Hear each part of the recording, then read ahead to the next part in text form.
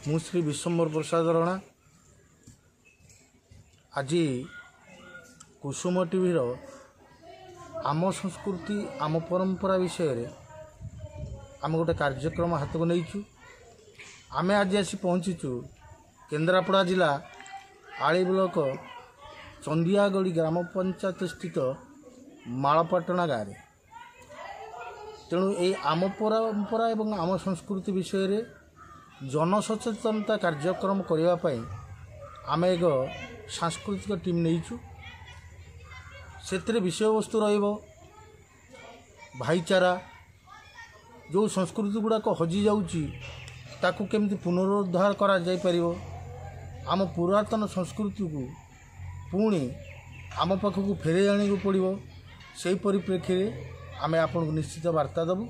ତେଣୁ ବର୍ତ୍ତମାନ ଚାଲନ୍ତୁ ଆପଣମାନେ ଆମର ସେହି କାର୍ଯ୍ୟକ୍ରମଟିକୁ ଦେଖିବେ। ଦେଖି ସାରିଲା ପରେ ସେଥିରୁ ଆମେ କ'ଣ ଜାଣିଲେ, କ'ଣ ଶିଖିଲେ, ଆମେ ନିଜ ପରିବାରରେ ନିଜ ଜୀବନ ଦର୍ଶନରେ ତାକୁ ପ୍ରତିଫଳିତ କରିବା।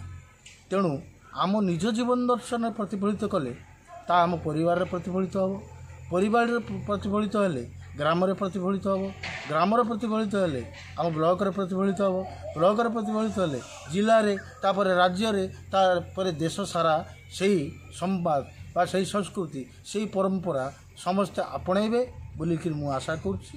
ନମସ୍କାର, ମୁଁ ରହୁଛି ବିଶ୍ୱମ୍ବର ପ୍ରସାଦ ରଣା।